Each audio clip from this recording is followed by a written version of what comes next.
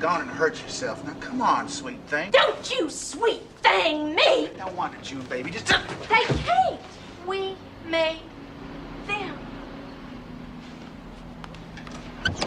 You can!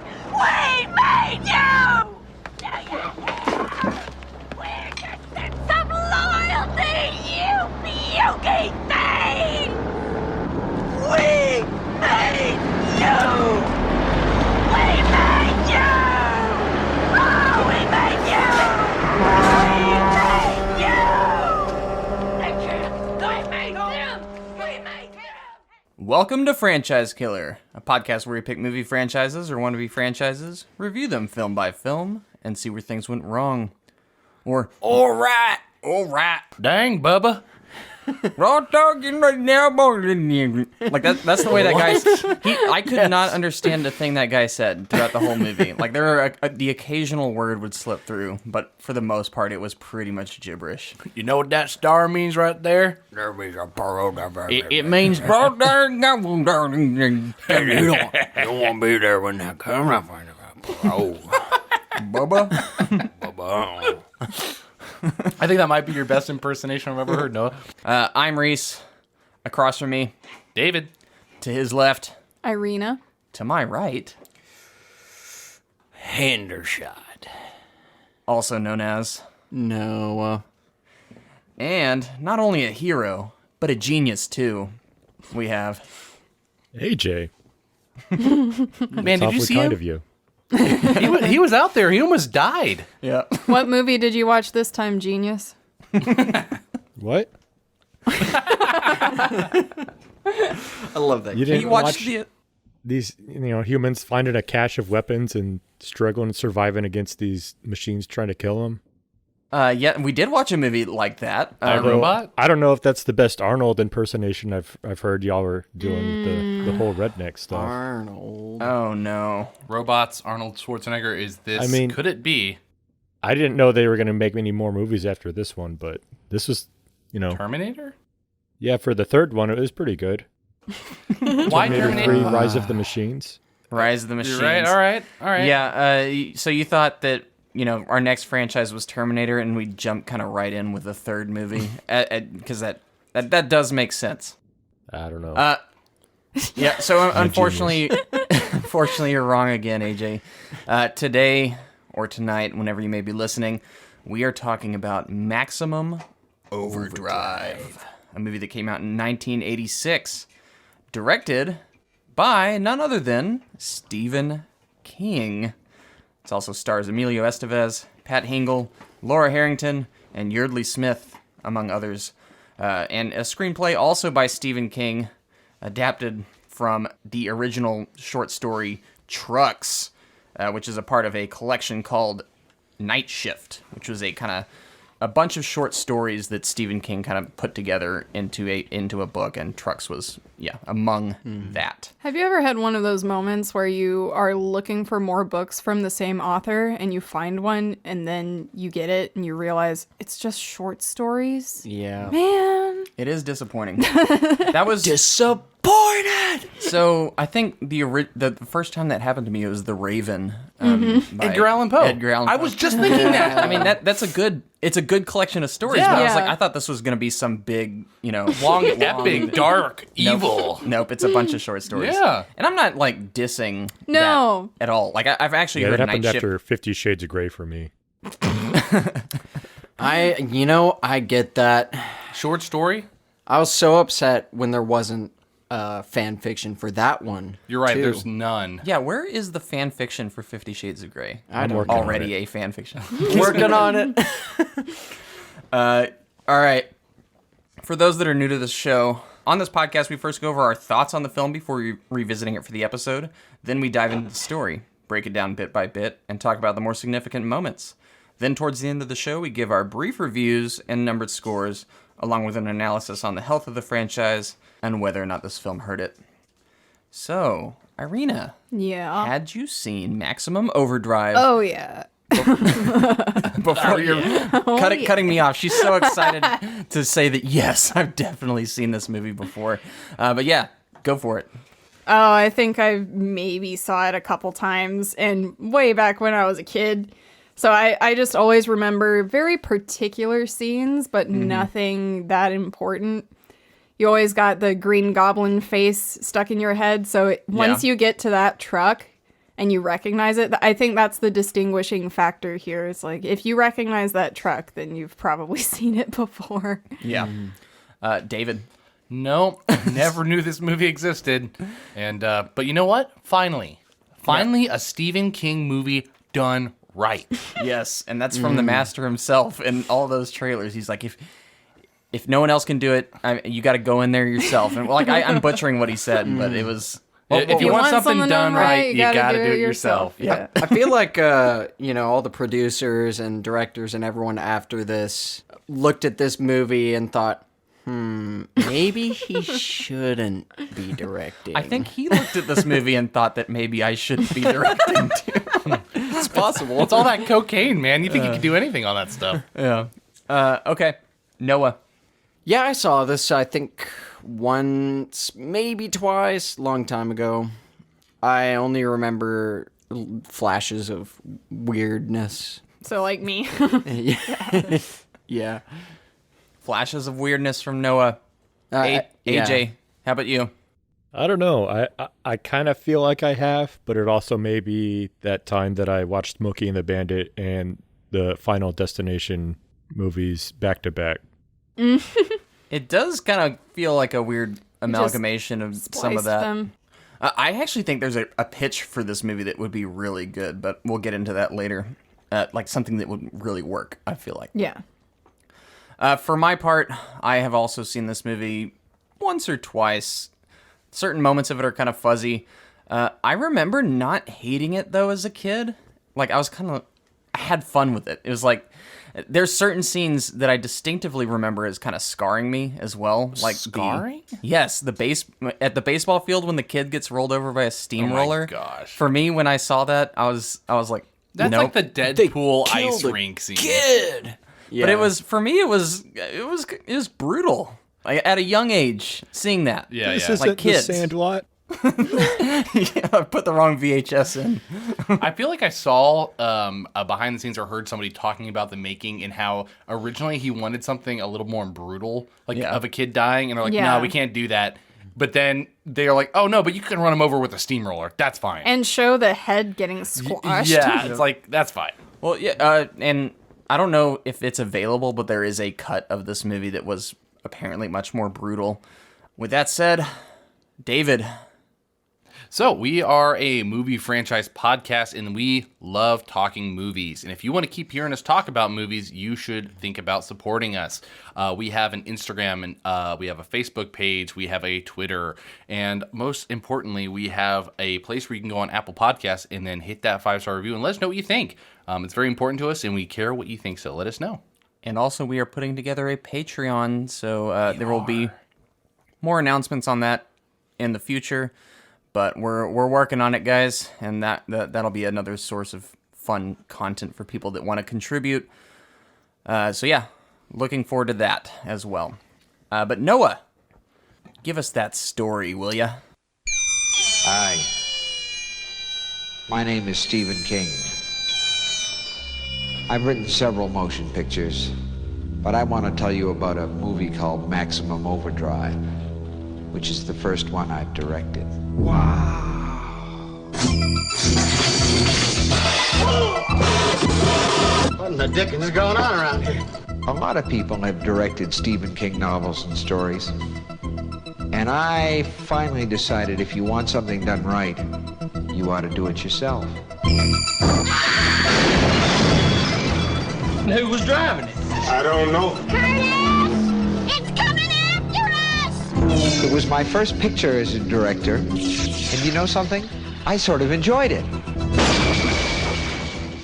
A comet is in town for the next 8 days, 5 hours, 29 minutes, and 23 seconds. Very And it's important. calling people assholes and telling them not to rely too much on technology.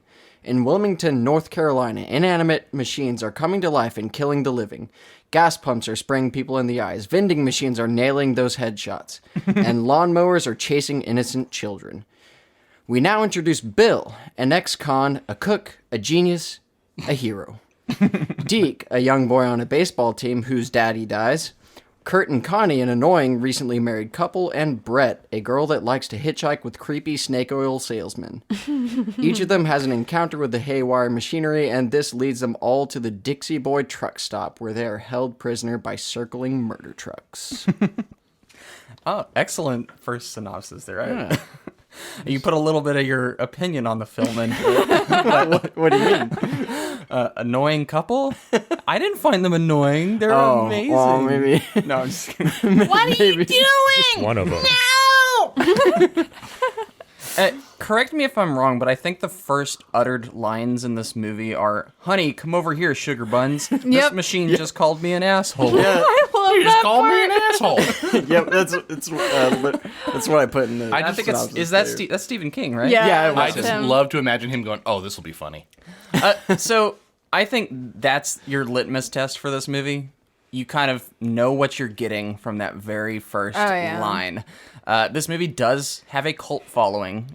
This is honestly a movie like this. No matter how bad it is, just the premise alone, I feel like is like no matter what, it will have a cult following. Yeah, it's cult following material. But I do want to get y'all's first impressions. Is this bad or good bad? Do you know what I mean by that? That's a tough Yes, I know what you mean by that. And just based off your first impressions, first half of this movie, are you suffering through this, or are you kind of having a good time just because of how ridiculous it is? Can I say it starts good, bad? That does not last. Yeah. Okay, that's exactly. a perfect way of phrasing that.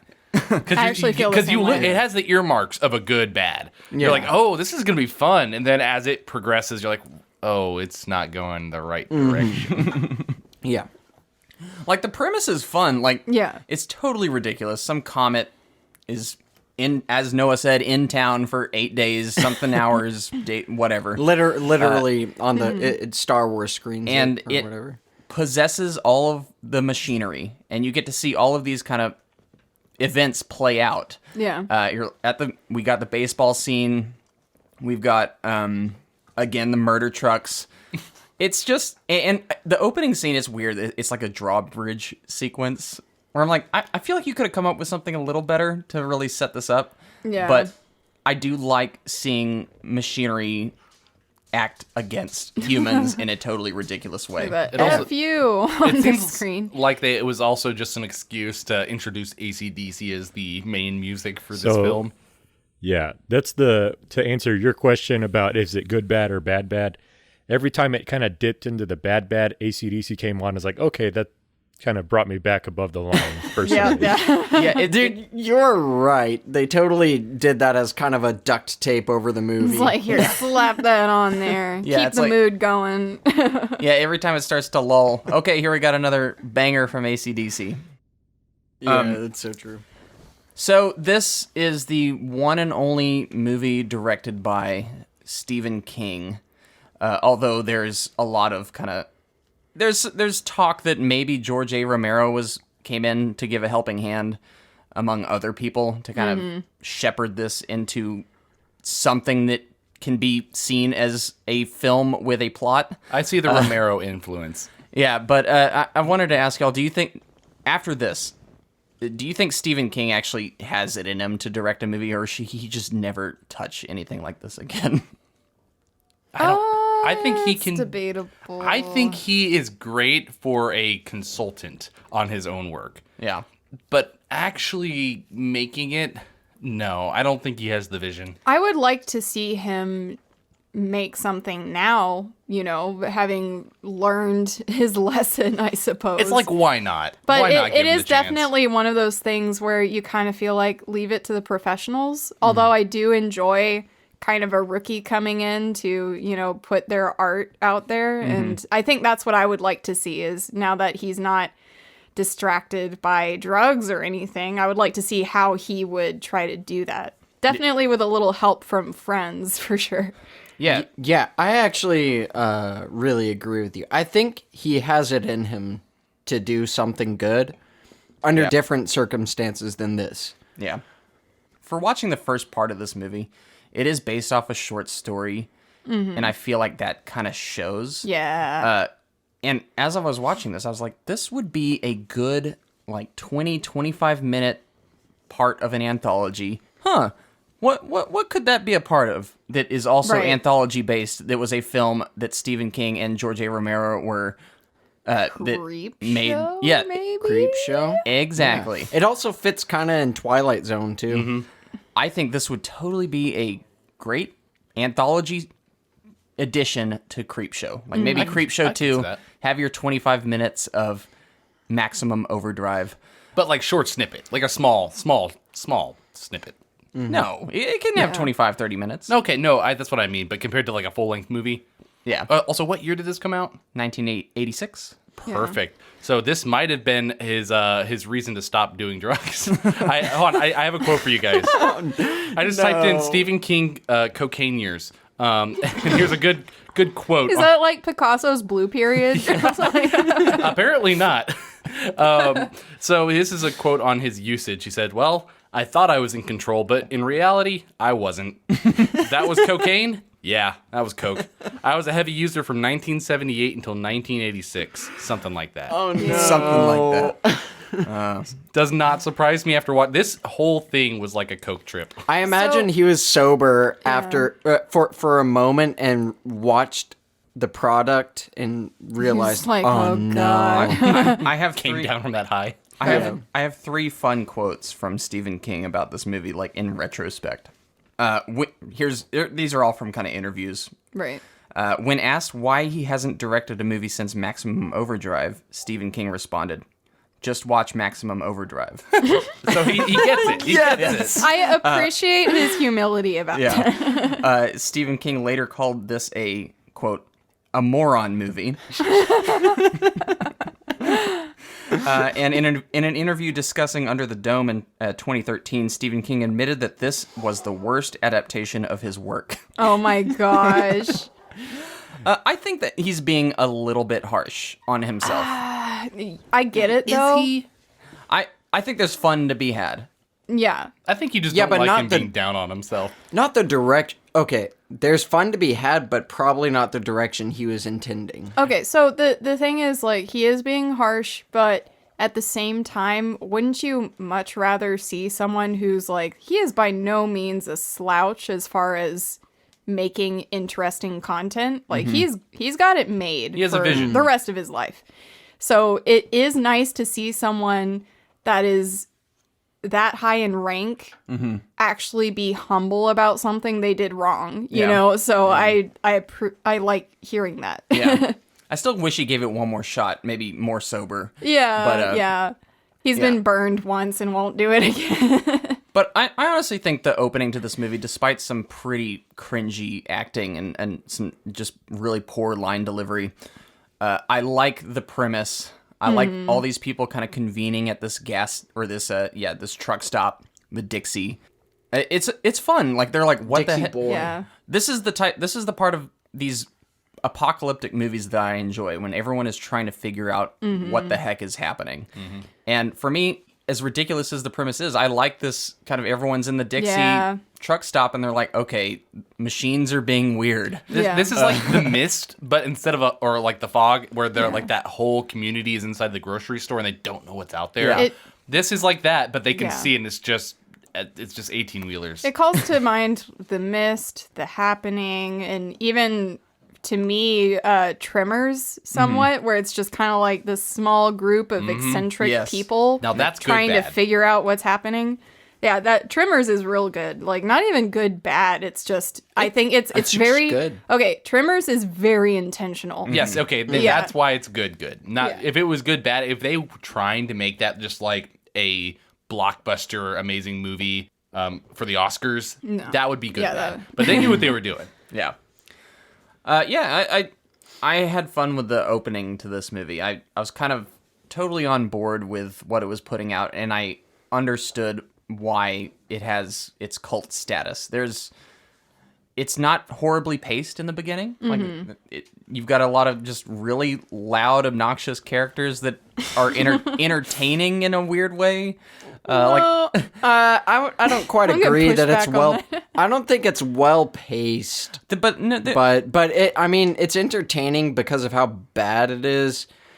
I would not say it's well paced though, because they just kind of went like, okay, this is gonna happen. This scene, next scene, another machine. Next scene, another machine. Next scene, a character and a machine. But there's fun to that, where it's like, oh, what are they gonna do next? Yeah, you're right. It's not exactly paced well, but I am always curious about what is going to happen in the next scene. Like what form of ridiculousness is going to be introduced here? Yeah, it is fun just for a different reason. I think just the thing that disappoints me though is it is ridiculous and it's enjoyable because it is weird, but even when you watch a trailer or the trailer for this film where Stephen King's talking about it, he promised us horror. This is Not very much horror. This is Stephen King done right. I know. Like, I think there are things in this movie that at the time were probably shocking, Yeah.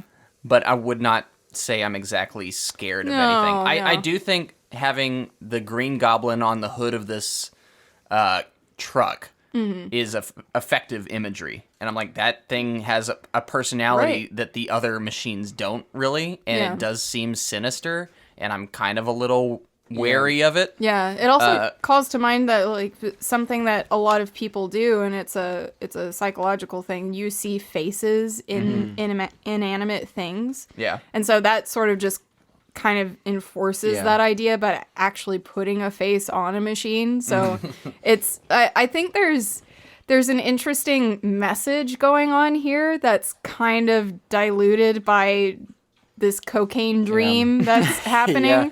And it reminds me of things like Kurt Vonnegut and stuff, where they have there's supposed to be this message about society's reliance on technology and, the future of that. And instead of you really rely on the technology just like it relies on you, so it's, but then that's just kind of tossed aside because this is just event horror. It's not. There's nothing philosophical about this movie at all. The thing that movies often do, it's really similar to that whole, loud equals funny thing.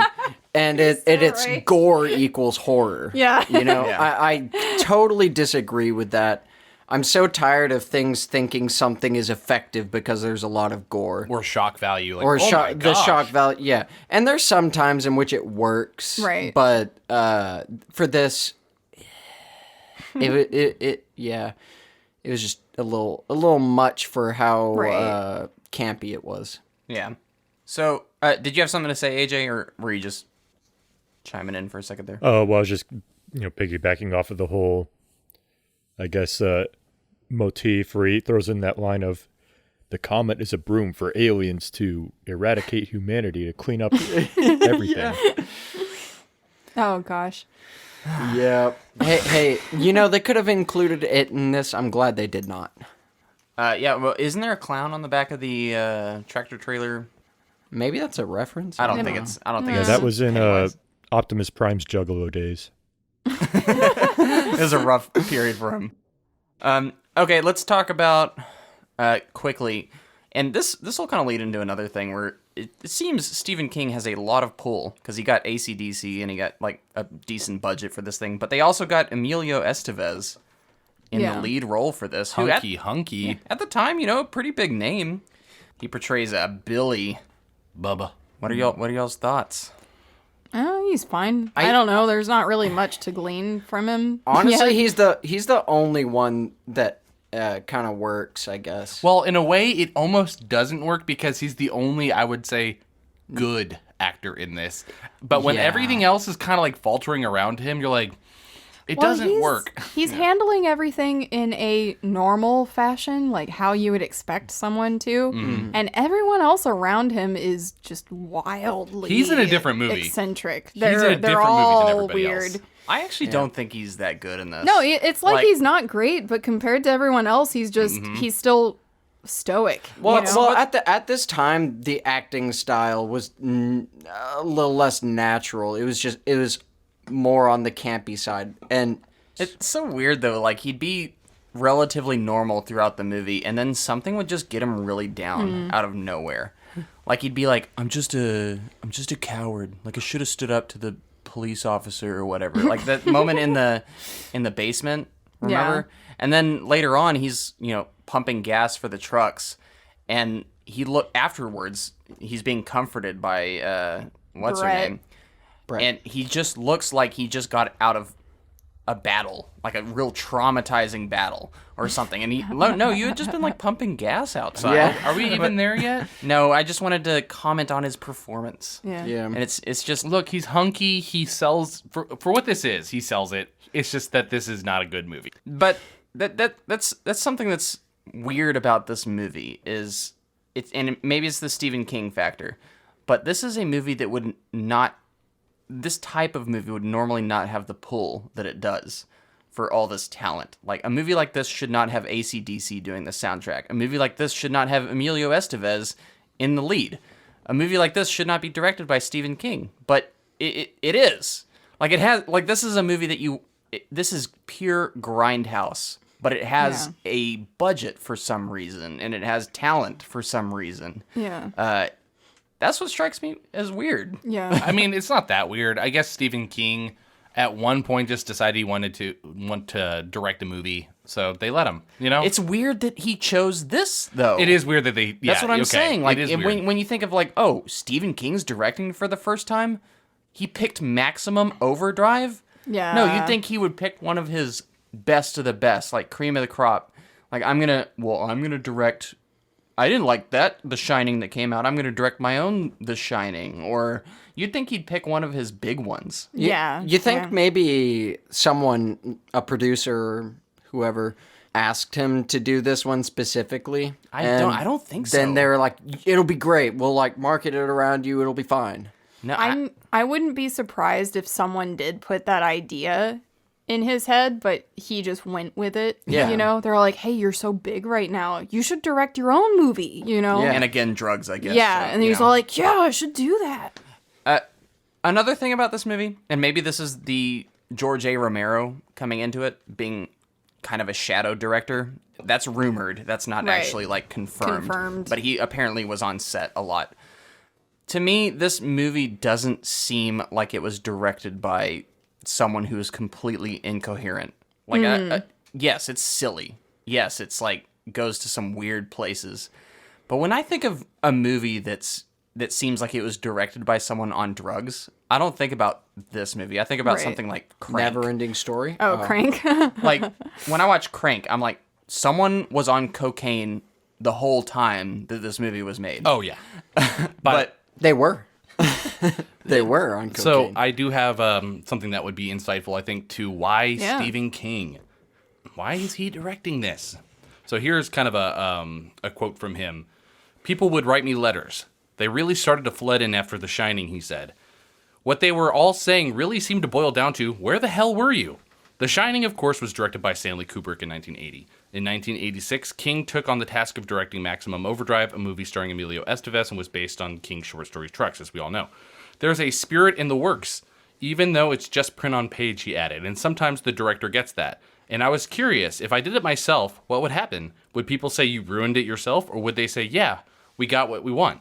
And so in the end, he chose this because he wanted a simple movie to see if he could do it. I think he didn't want to risk some of his better work. That's weirdly enough, that's actually pretty smart. Yeah. he took the safe route. Yeah. And he's like, if I'm a good director, then I'll make this movie good. And if I'm a bad director, I'm going to ruin it. And at least if I ruin it, it's kind of like it was just a test. Throwaway. True. Imagine he completely knew what he was doing and decided, I'm going to make this real bad. But Just to prove to people he that can't. totally goes against like what he says in the trailer for the movie, where it's like, well, I'm going to do this right because no one's done it right before. He leaned into it. He leaned into it. I guess. I could imagine that in the haze of just being vastly popular at this point, everyone's into the Stephen King bandwagon, basically. Mm-hmm. I could imagine I wouldn't just blame this on the cocaine or any drugs he was taking,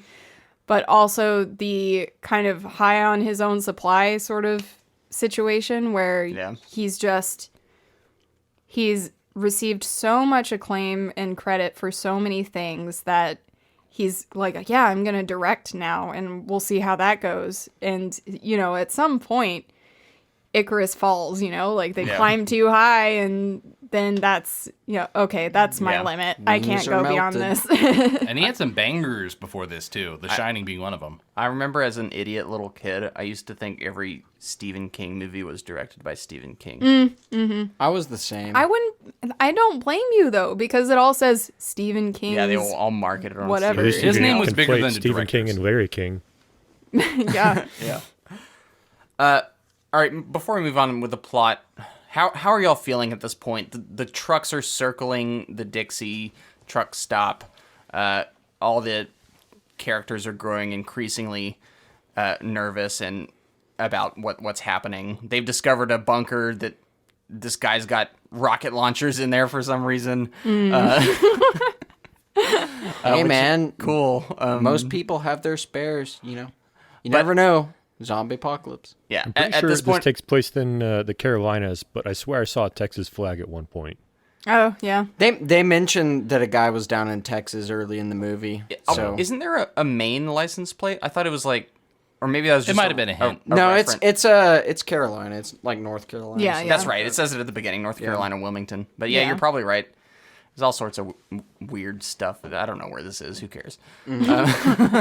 Wilmington, North Carolina. It is weird that it's Wilmington, North Carolina, because I grew up in Wilmington, Ohio. Oh, Yeah. wow. Yeah. That's really cool. I think, cool honestly, bit of somebody trivia. needs to shout out Wilmington, Ohio, because I don't think they're ever going to get any shout out That anywhere somebody anytime soon. Hey is there, you. Wilmington, Ohio. We love you. We love you. Did you like it there? Yes. It sounds like a no. So maybe they don't need a shout out. I had good friends. Anyway. So I want to give this movie a few points. Mm-hmm. I think having, again, the imagery of the Green Goblin, that being like the arch, big bad truck, but coupled with all of these trucks just circling this gas station endlessly. Like, for me, this is something that is burned into my brain. It was just, it is memorable in a weird way. Like, I remember all of this. And it's kind of fun. It's like the whole time these people are hashing out all the issues within the Dixie truck stop.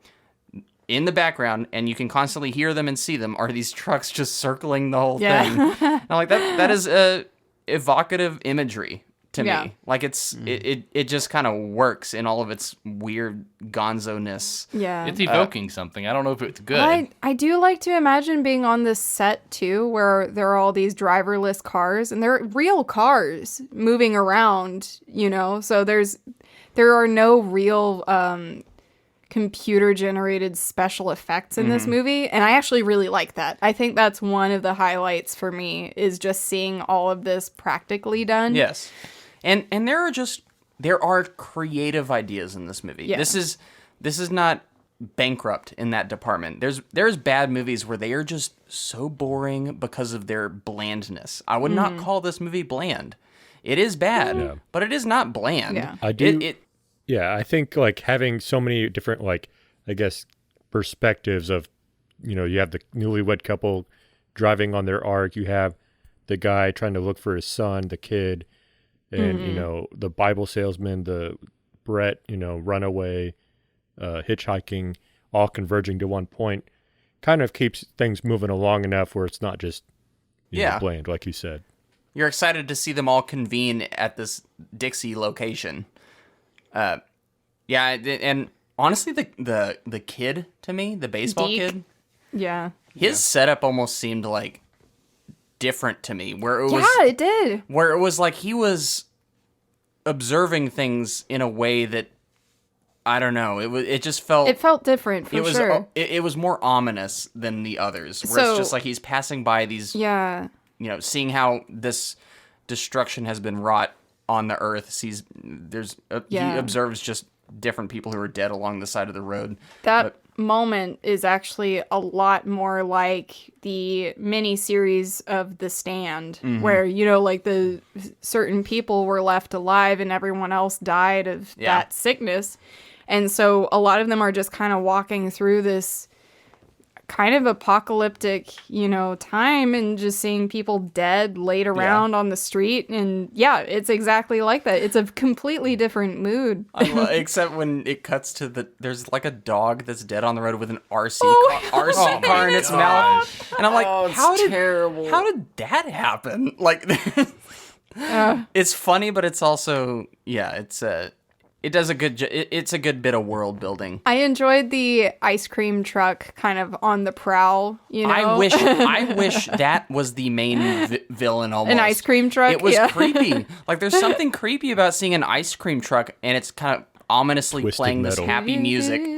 And in the front, there's like a tricycle in the grill and like blood on the front. It's like, that's actually creepy. That's I love the imagery of something that would bring joy to children and have them like running up to get ice cream is like, that's it reminds me of like animals that have little lures to attract fish, you know, and then just gobble them up. Yeah, I could have used a little more of that. Yeah. They definitely could have done so much more with this theme. I think it could have been pretty scary. And that scene with the kid driving by, like you said, Reese, it is more effective than the entirety of the movie.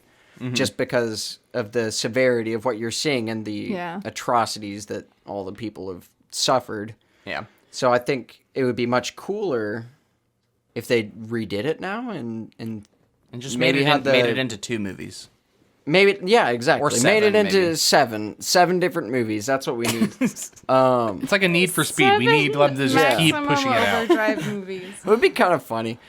Like Sharknado, Or but crossover with the gosh. Fast and the Furious franchise. Oh, yeah, exactly. Pat, actually? Yeah, Well, Actually? if you go Fate of the Furious, the 8th Fast and Furious movie, there are cars that are like zombie cars almost. So I still haven't seen it, and we will eventually. what a crazy franchise. that kid though, I was watching it today, and just witnessing everything, and he's just like, oh, that lady's strung up by a cord.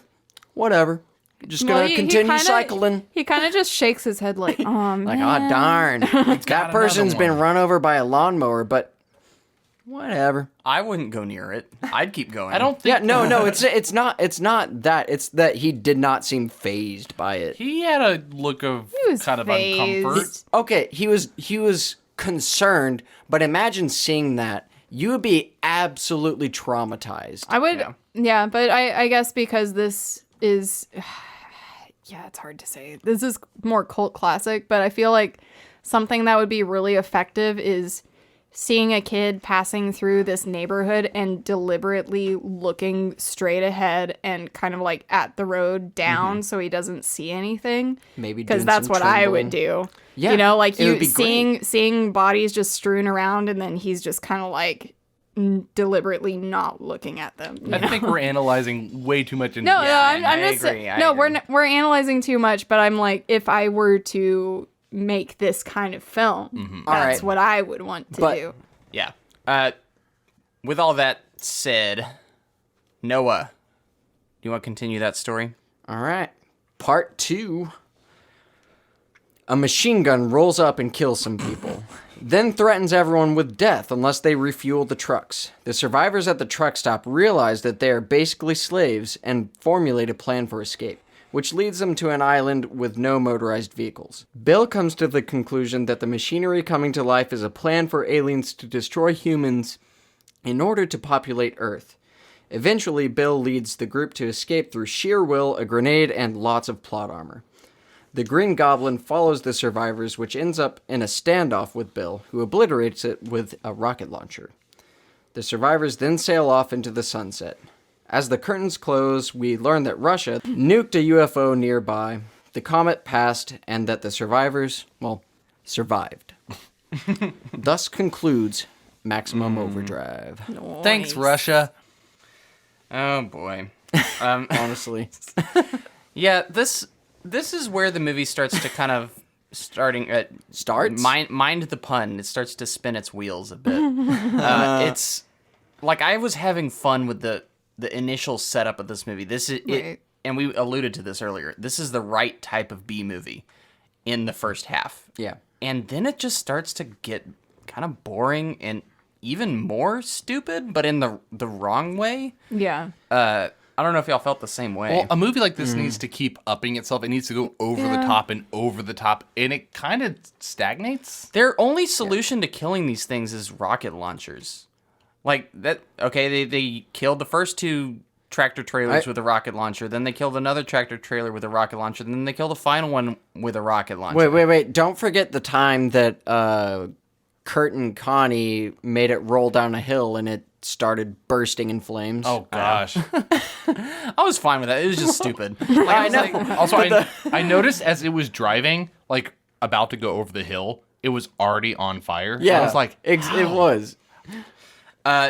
Also, when they go on the rescue op to rescue the maimed Bible salesman, they come across the teenager kid. That was, kind of fun. And he comes in and says, "Oh yeah, it's Morse code." I don't know. But when the mule takes charge, the Jeep with the gun turret on it, that was kind of hokey. And that's where it's like, and then they all become slaves and pump gas for all of them. I guess we have no choice. It's not like we can, put some sugar or water or something else in the gas tanks to disable these. Yeah. So did I miss something? Why they said they would kill them if they didn't refuel the gas, and kill them as in they would just destroy the Dixie Boy? Like, what was the... They're going to run out of gas before they could do anything. Yeah, I was wondering, like, and it also kind of, that folds in on itself. Why did they decide to circle them for that long if they could have just destroyed it then and there? Were they waiting for a refuel? They used all of their tank to ask for a tank of gas. I don't understand it. And I know Ultron was working on MS-DOS at the time, so... Yeah. And I know it's best not to question, like, logic of a film like this. Yeah. But it's still... I need... Yeah, like don't overanalyze, Reese. But I need a base level of some sort of, logic. Even in Especially ridiculous when the movies. writer of the story is directing the movie. Right. Exactly. And he's a good writer at that. Like, this movie just doesn't seem thought out at all. They're just like, they had this fun concept, and they're just, let's just go with it. And then they, in my personal opinion, run out of steam in this last 30, 45 minutes. Fuel. Sorry, I should have gone with it. I didn't.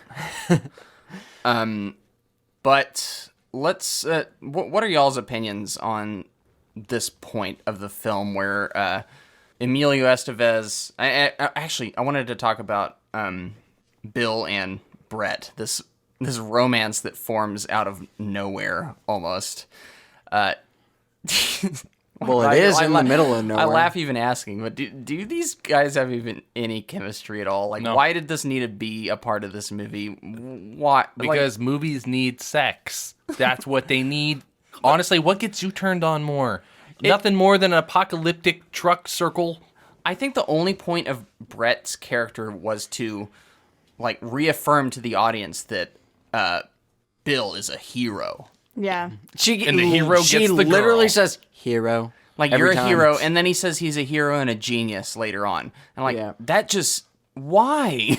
I'll dissent here because it's not amazing, but it was a highlight to have at least some other character here that wasn't a bumbling moron, even though she is kind of a, sycophantic to whatever, but she is kind of established as this free spirit, runaway, whatever, drifter. Right. Mm-hmm. So she's going to latch on to whatever is the strongest thing in the room, and at least she goes out and tries to actually support saving people instead of just sitting on their hands. So it was kind of a highlight to have at least some kind of charged interaction between people.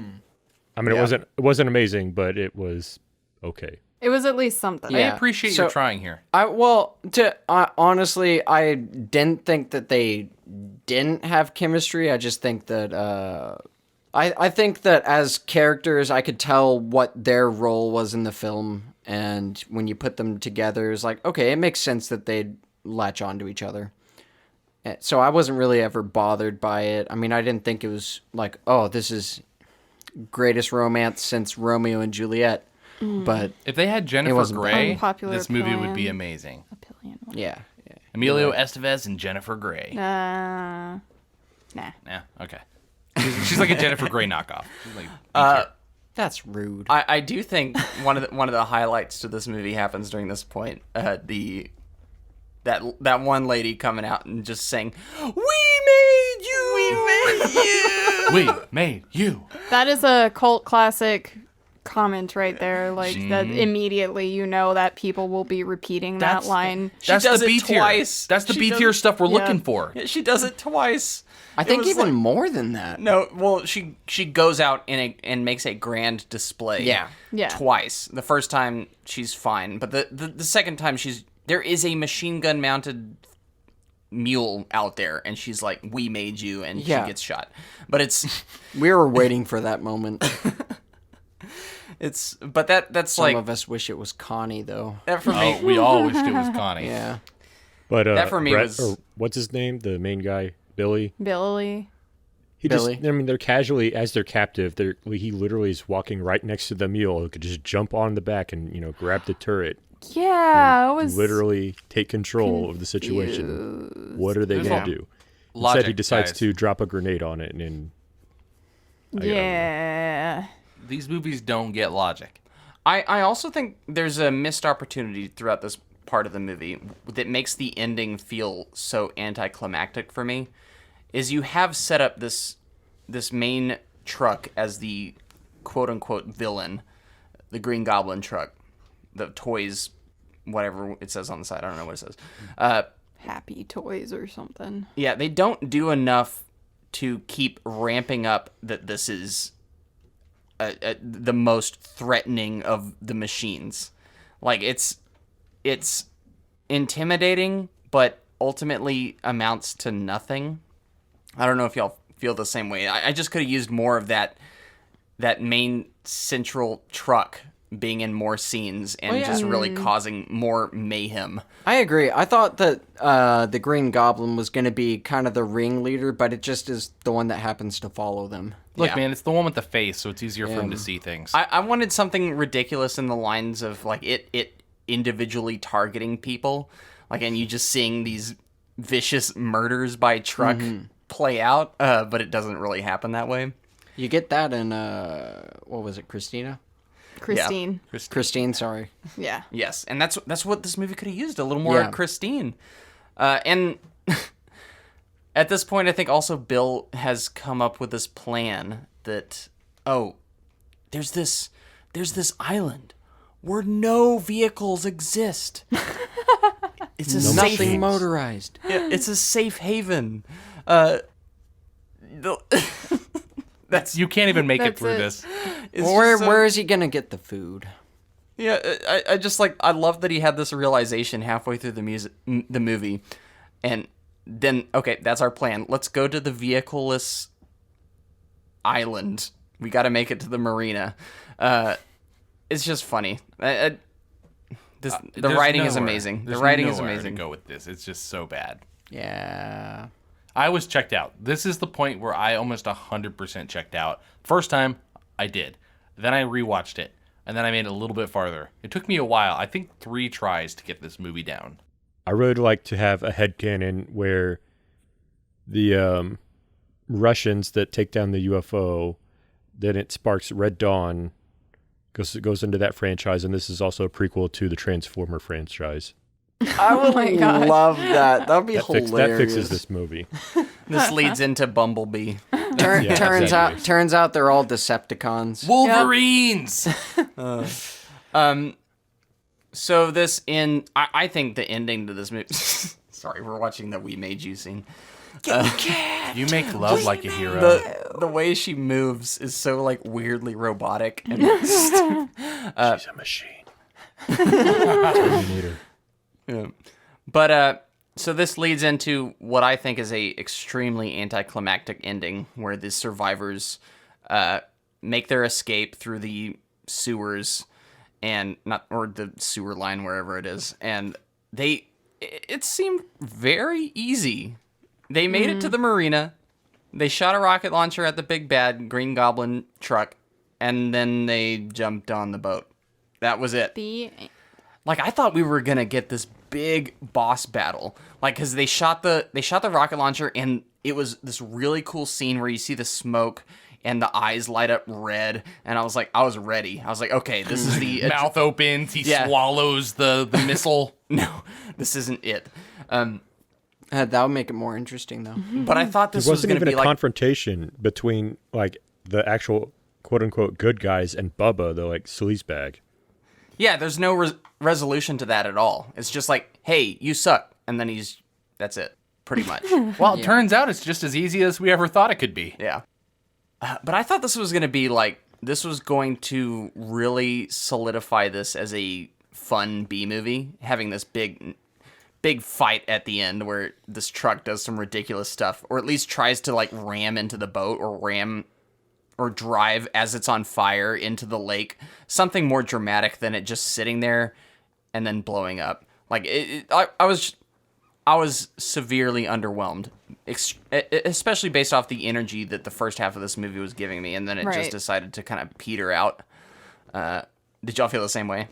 I felt the same way pretty much as you. That's the description, right, of my journey of this. Your brain seems like I'm trying, but I think I was gonna say more, but I decided, nah, you pretty much said it. There's not a lot to dig deep in with this movie. Well, yeah, for sure. Like, my synopsis is, I think it makes the movie better than it is. Literally, this could be summed up in machines come to life, survivors escape. Yep, pretty much. But you do get your little closing. Is it an epilogue? Mm-hmm. Title card. Yeah, title card, where it just explains that, it was UFOs and Russians took it out. I know, it's like, I didn't see any of that. But I do like just the weirdness of this movie. Like, you see this weird green haze over the sky, and just, I can't hate the movie completely. Yeah. I just can't. That's fine.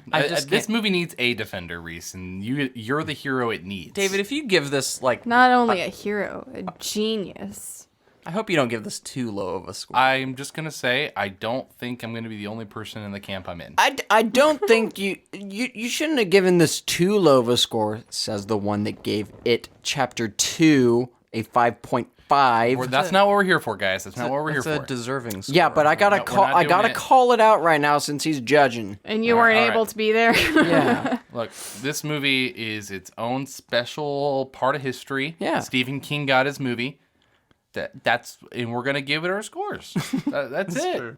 Mm-hmm. Do we have any final words on the story here before we close it out? Sorry, this is not as in depth as we normally go, but it's Maximum Overdrive. There's nowhere Give us to a go. break. There is one thing, just to add on to AJ's idea. I think that it should show the alien spaceship, and turns out that it's connected to Mac and Me. And then the very last thing is, we'll be back. Oh, they did come back. Well, the last scene is Paul Rudd showing Conan the clip from Mac and Me. All right. But yeah, you asked for some closing words, Reese? Yeah. Good riddance. Good riddance. Yep. All right. That concludes the story portion of this podcast. On the other side, we'll get into our brief reviews, talk about what critics thought of this movie at the time and currently, and get into some box office, adjusted for inflation, and close out with some franchise talk. Was there talk of a sequel? Are there other movies in the works? Have other movies been made? Let's find out.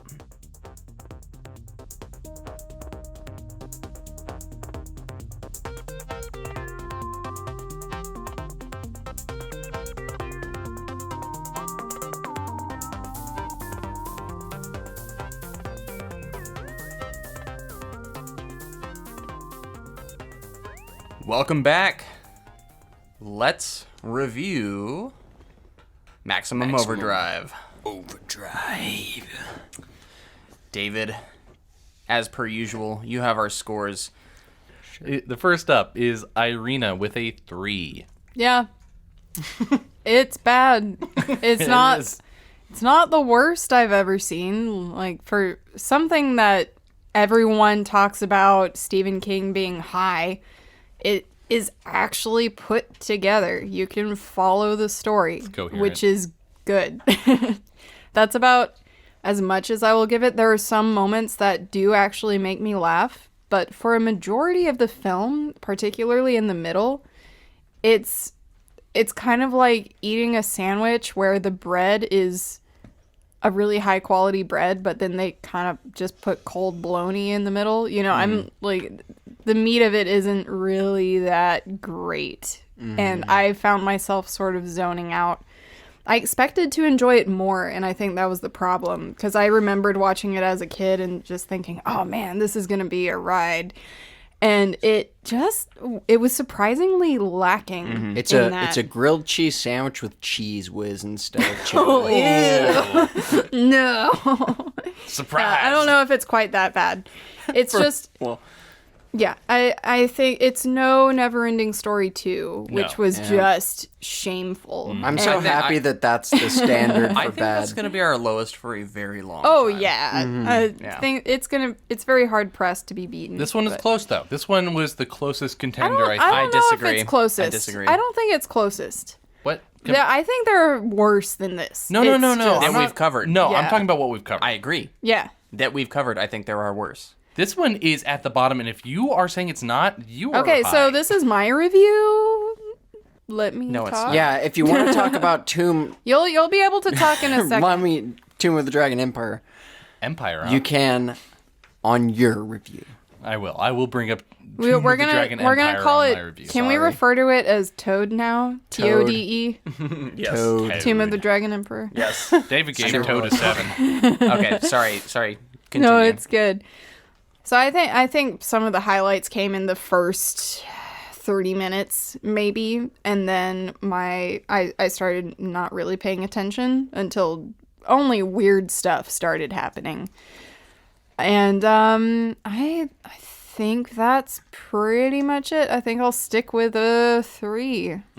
Maybe even bump it up to a 3.5 because he's somehow made it coherent even though he wasn't all there. All right, 3.5. All right. Next up is AJ with a 2.5.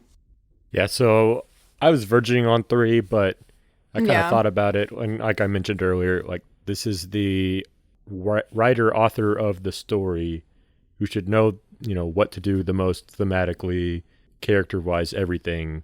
I get there's may or may not be drugs involved, but still, like, that kind of is an excuse.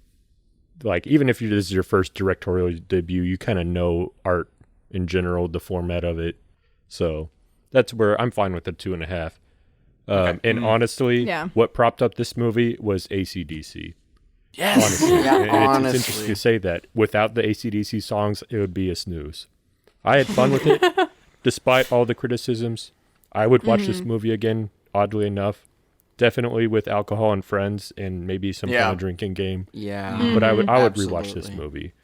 Yeah. And, not pay attention too much during some of the slog. But having the kind of caricatures of the redneckish people and the Bubba and all the crazy antics of those, I mean, that was fun. And Yeah. I kind of wish I got more action out of the crazy possessed trucks. But Yeah. it's for the story that was about trucks, they just kind of did nothing. Based off a story called Trucks. Right. And then it's just, aliens in the beginning and the end. And it was kind of, okay, well, that's kind of weird. And they shoehorn this broom of society and cleansing. I don't know. That kind of left a weird taste in my mouth after just dumb fun. Yeah. So if you want a kind of extended, weird, trippy AC/DC music video, watch this. It's a good review. All right. Next up is Noah with an unfortunate 3.5. Yeah, and I'll knock that down to a 3.0. Oh man. I'm sorry, Irina. Well, you were the one fighting for this the whole time. I'll put this down to a 3 then. What? Reese was the one fighting for this one. Oh, I meant never mind. Yeah. Sorry. I was distracted by my cute dog and forgot myself. I understand. Yeah, I do think that this was a grilled cheese sandwich with cheese whiz. This is like that scene in Iron Giant where, like, he's got the Twinkie and he gets the whipped cream, sticks it into there, and then, like, that was this, but with cheese whiz. I don't know. This was an atrocity. You had like ketchup, blood, and the acting was not amazing, and it was fun for a little bit, and then you start to realize, oh, that's happening again. Oh, they're making love. Oh, that dialogue sucks. Until you realize, well, there's a pattern here, and that pattern is a 3.0. 3.0. 3.0. All right. Next up, David, also with a 2.5. Hey, there you go. Yeah. Just to continue the trend of food analogies, I'm just going to say this is like Zombieland. In the beginning, you think you're getting That's a a Twinkie. food? Oh. You think you're getting a Twinkie, but it turns out it's just a frickin' snowball. I hate coconut. It's not the taste. Yep. It's consistency. Yeah. Now, But snowballs, like kind of a Yeti snowball. snow. Did they throw snowballs? I'm sure I somebody thought it was. they I thought it was. probably I did. thought it was football. David Oh, would know. you know what? You're right. It was a football. Because Yeah. Toad. David Yeti, loved that movie. Moving on. football, Yeah. 7.0. Tomb of the Dragon Emperor, yep. All right, so 2.5, where to begin? I like B movies. I like over-the-top, Name another B stupid- movie. Another B movie. The B movie. Is the B... Dang it, you took it right out of my mouth. Samurai Cop. Samurai Cop, another one. We have actually a club, The Room, another good B Yeah. movie. There's a lot of them. Troll 2. Troll 2. Oh, Anything gross. that is intentionally or sometimes Not intentionally, or I would sometimes say. unintentionally. Sharknado. Yeah, Sharknado is intentional. Like I like these kind of movies, and this is what I thought this one was gonna be. So I was excited. And the first 20 minutes, I was like, okay, when's it gonna take that next step? And it goes more and more downhill. It doesn't know what it's doing. It does nothing to keep your interest. And if they're gonna do this kind of, just go over the top. Like, just do Yes, it. If you're I going to agree. do this kind of movie, and it's half-assed. It's literally like the most unexciting movie I think we've covered since Neverending Story 2. Yeah. I know there's going to be disagreement there. That's fine. But this There movie is. was the biggest slog for me. I had to watch it 3 times to finish it all the way because halfway through I always lost interest to the point where I fell asleep. Yeah, there was a point at which I thought it was going to get more interesting with planes. The planes seems flying like around. it, right? I thought the planes flying around meant they were going to start targeting the people with planes, and you'd have like planes crashing down on everyone. But no, they just decided, well, cars is enough. It's not campy enough to be a B movie. It does nothing over the top to keep your interest. The biggest thing you have to keep your interest is Emilio Estevez filling up a bunch of 18-wheelers with gas. And Yep. he looked like he came out of a war. That kept your interest? That was the closest thing. That and maybe rocket launchers? I don't know. In the end, it was boring. I wouldn't watch again unless we had alcohol and we were doing it for a reason. But All right. 2.5. And last but not least, Reese with a 4.5. So you're not off. Like, that's the right area. That's 1 point below it, too. Yeah, I was going to say, to our audience, a single point Yeah. below It Chapter 2. What does he have to say? So I am in agreement with y'all, but I do find a little more enjoyment in this. Just based off the premise alone, you don't see movies like this. I wonder why. Yeah, no, I agree for a reason. Yeah, step on my toes, David. You want to? I'm gonna. You made me drink for this episode. No, this movie is memorable for mostly bad reasons, but also some good ones. I think a movie just being memorable gets you points. I don't want to interrupt, but that was No, something you I clearly do want to interrupt. I do because it's important. I actually was going to ask about how memorable is this movie? And it is burned into my mind. This movie. I hardly remember anything in this, and I've watched it 3 times. What is it that actually sticks in your head? Just Depends on how much drugs you do. exactly. There's not one big scene in this that stuck in my head. No, I do not think something should be rated positively or given points positively for memorability. All right. Because This is Reese's review. wait. I find this movie memorable, and listen to me. I gave it a 4.5. I'm not giving this a 7.5. Y'all are like getting mad that for some reason I find this 1 point better than y'all do. 2. 2 points. Not all of you. Some of y'all gave it a 3.5. 3.5. Irina's Some of y'all gave it a 3. Get over it. Actually, she wanted to lower to a 3. There are It's 3.5 still. on premise alone, this movie is just more fun for me to watch. Yes, it is brain dead. It is a completely brain dead movie with no charisma in its characters whatsoever. Bad writing, agreed. But from the sheer just stupidity of it all, the fun of just seeing, particularly in the first half, of just not knowing like how insane it's gonna get, just seeing these machines come to life, and the very like the badness of the movie adds to the fun of it, because you're like, oh, how like this lady just got her hand cut by a just a mechanical bread slicer, knife. bread Yeah. knife. And I'm like, Knife. yeah, like what is going to happen in this next scene? It's fun to watch, and for 45 minutes or so, it held my attention. And it also has some distinctive imagery that is kind of burned into my brain from a young age, where you've got the trucks circling the station. It's this kind of, as we said, it's like The Mist or Aliens, where it's a bunch of people just holed up in this area trying to figure out what to do. That is inherently fun to me, even though the acting is terrible and I don't care about any of the characters. Just the sheer ridiculousness of it kind of maintains my interest. Not a good movie, hence the 4.5 out of 10. But I understand the cult following to this one. This I could see being a lot of fun with a group of people. I don't think I don't think it deserves a super low score, because for me it is more memorable than your typical bad movie. It's got it, so maybe it's I like that it unknowingly wears its badness on its sleeve. Right. Even though Stephen King was not aware of it at the time, it seems like it wears it on its sleeve. So for that reason alone, I'd give it a 4.5 out of 10. Okay. Let me just interrupt, Noah. Is it worth it? I just want to say, if the only reason people are enjoying this is because, like you said, it's drinking games, and because they know it's bad. Okay, do you want me to throw some other positives out there? I asked you if it was worth it, Noah. Is it worth it? I will give you a Okay, what bunch of are your other positives. positives? Go ahead. This was fun enough where I have a full page of quotes written down. Yeah. Yes. And There's so some I will really defend good Reese. quotes. Like, I would watch this with Reese in a heartbeat. I rate my movies on a critical number basis differently, but from sentimental aspect, I had fun with this movie. Yeah. See, that's what I'm talking about, though. I'm not talking about whether you'd watch it and get drunk to it. We're talking about on paper, what kind of movie is this? Okay, So- and How would you everybody rate has it? their own criteria on how they use numbers.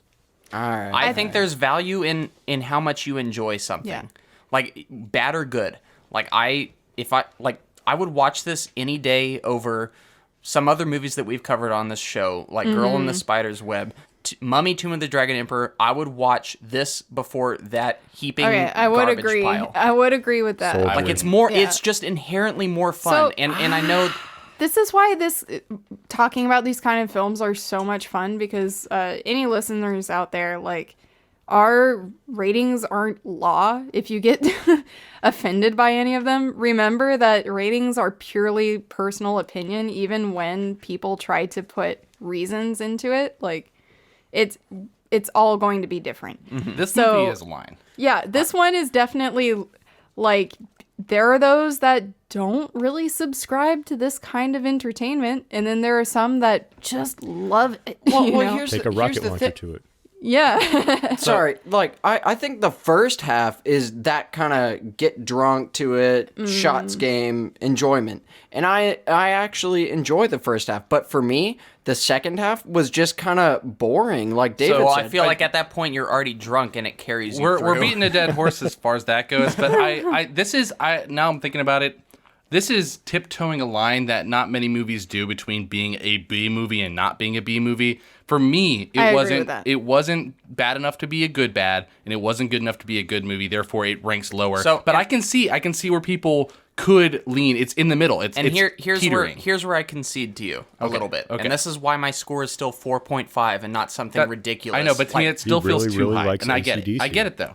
4.5 is low. It's low, but it's barely low. Can I tell almost you, passes. there is going to be a contingent of people who listen to this episode and are going to be upset that we're this low on it. No, because anyone there will be. No, hold on, Yes. Reese. Trust Let me. me say that even people who like this movie understand why people hate it. They're not idiots. Yeah, but go ahead. We've made this clear what our positions are. I don't know Yeah. why we're arguing about this. Yeah, I know. But It's good entertainment. yeah, like what was I gonna say? I don't know. Let's just end it here, and AJ, we'll have you crunch the numbers. Yeah, I'm going to close it off on a positive note here. So all of us are not mad at each other, I promise you. This is why there are multiple of us in this show. Sometimes we have a lot of crowded voices, but we all bring something to the table here. So, but a lot of times we overlap. So that's where those numbers kind of vary, but we all bring some quality personal perspective to Yes. Can I say that it is, just to dovetail off of that, it is so funny that David and Noah decided to pick their battle against me, where my score for the movie is 4.5 out of 10. And they're like, you know what? Reese, Let's fight. I remained unspoken for last episode, and I'm not arguing this movie so much as the difference between this one and It Chapter 2. This is I don't see Hey, 4.5 not might about not be a it. big issue Yeah, it's not about it. if It Chapter 2 was not a 5.5. also, yours is nearly positive, and if it's nearly positive in a movie that's not even close to positive, in no scale anywhere. All right, so will you as a find- group, our melting pot of this group, we have a 3.1 for Maximum Overdrive. I saved it from the gallows. It deserved. what are you talking about? I thought 4.5 was bad. What is 3.1? 3.1 The gallows. is bad, but not the worst you could be. All right, AJ. All right, so it puts it in third from last place. Excuse me. I still have Wild Wild West in our ratings. Puts it second to last. Second so to beats last. Neverending Story, which had a 1.5, and it is just below Queen of the Damned at 3.3. All right. Where's Soldier at again on that list? Soldier is... You can thank Irina for raising that Yeah, one it's up. fairly high up. That's a 4.4. If you're putting in some of our secret episodes, that's just below Mummy, Tomb of the Dragon Emperor. But also some other reference points. We have Girl in the Spider's Web at a 3.8. Aragon was a 3.9. Columbiana was a 3.6. So This is better all than those Columbiana. other said bad movies beat this one. I don't think so. This is better than Columbiana. Moving on. All right. Don't think so. Let's Reese have the last word on that one.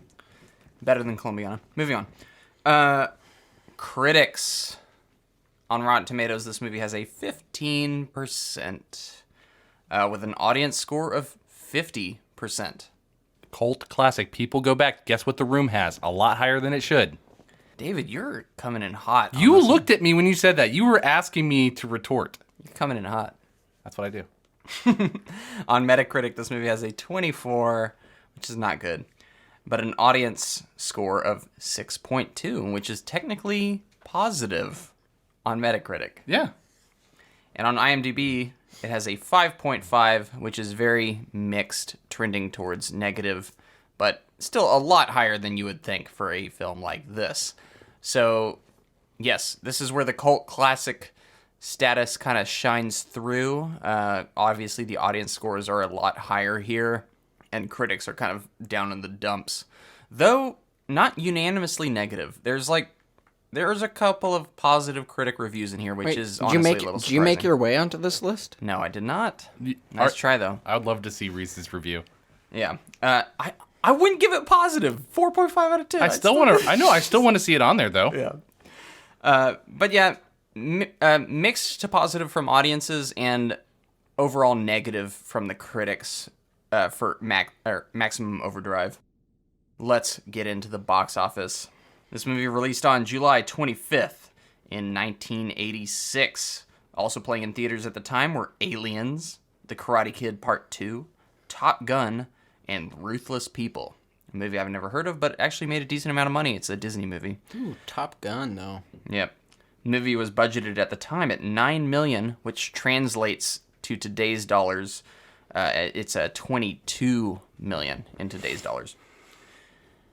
So, what do you guys think this movie did at the box office? 20 million. And just so you know, keep in mind there are no reported international numbers for this, so it is purely domestic for this. So, Okay. I'm going to go with AJ first this time. So Irina said what, 20? Oh, 20 millions. go ahead.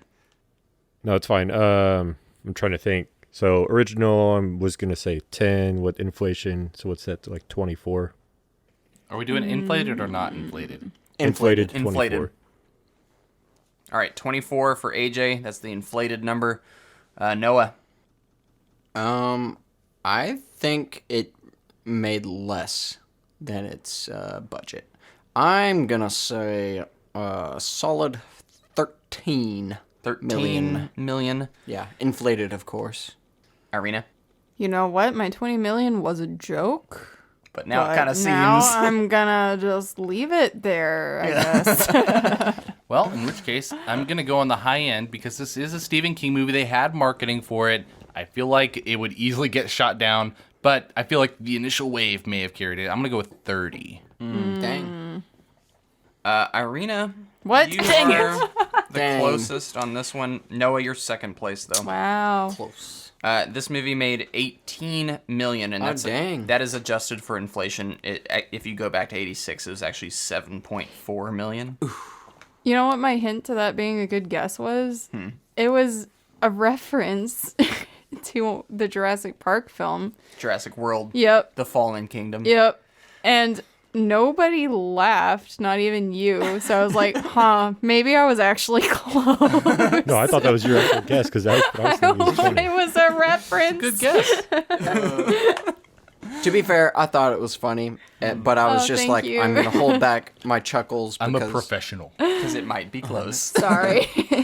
All right. So, not a lot of franchise discussion on this one. This movie never wanted a sequel. There, at least not that I could find.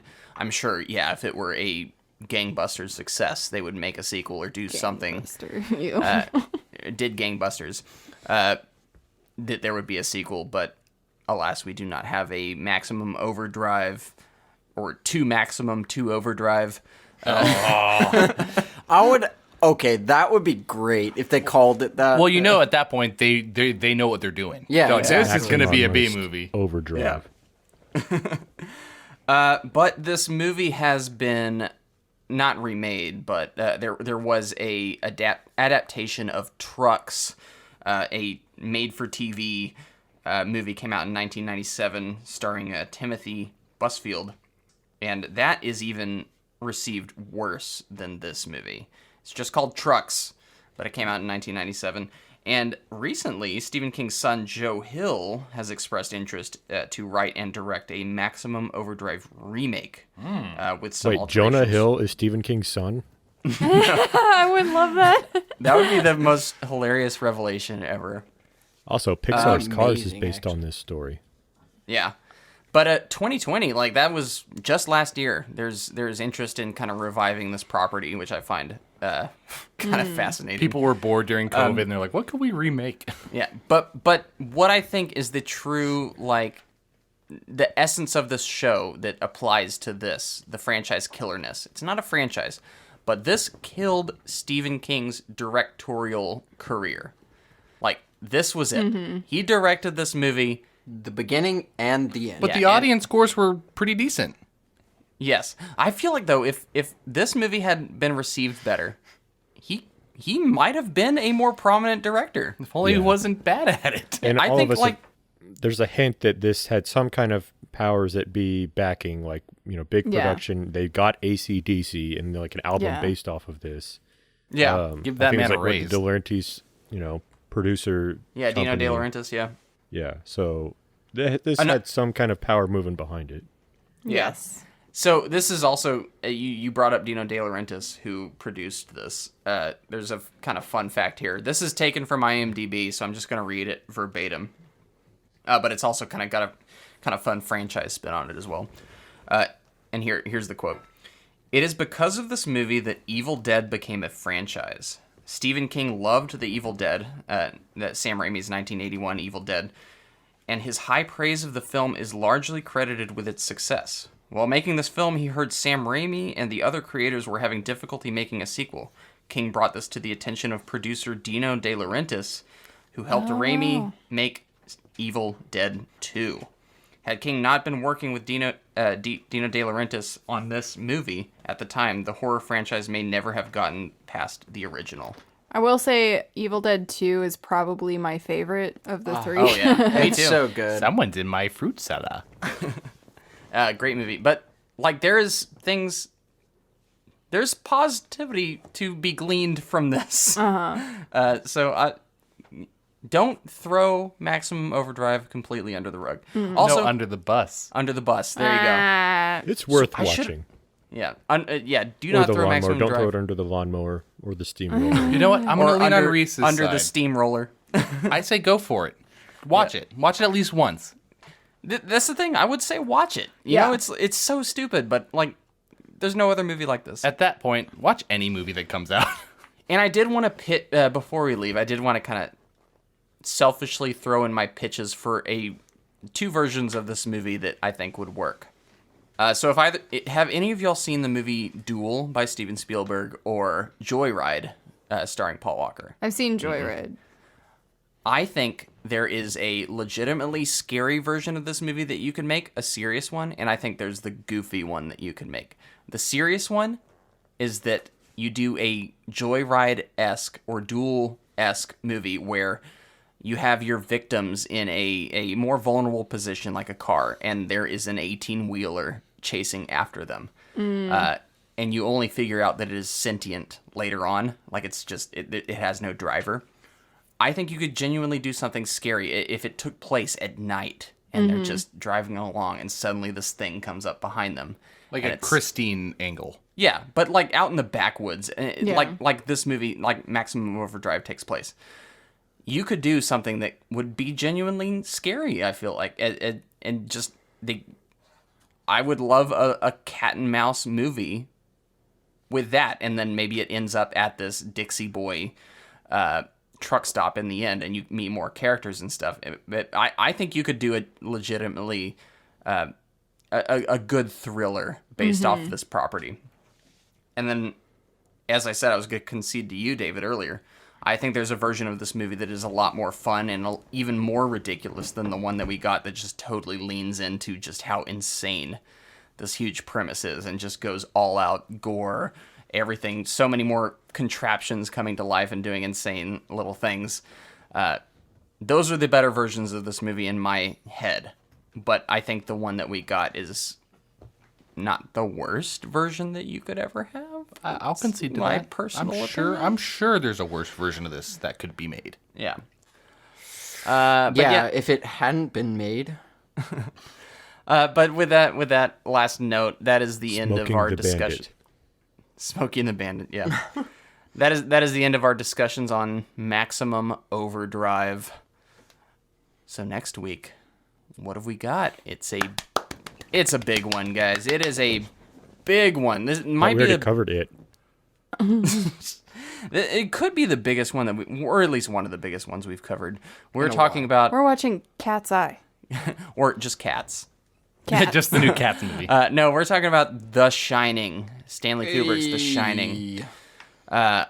Man, I can't believe that this is something that we can talk about on Franchise Killer, because you never think of The Shining as part of a franchise, but that has recently changed. You can now consider it that. Also, we're going to have a lot of insight because not only are we covering a awesome movie, but we've been to both locations that this was based off That's of true. and filmed at, Staying in and hotel. at least two of us have read the book. And we will definitely be bringing that up in the next episode. I can't wait, guys. I'm excited. Good night, Dr. Torrent. Good night. Mr. David. Good red rum. Goodbye. Oh, I think I'm gonna woof my cookies.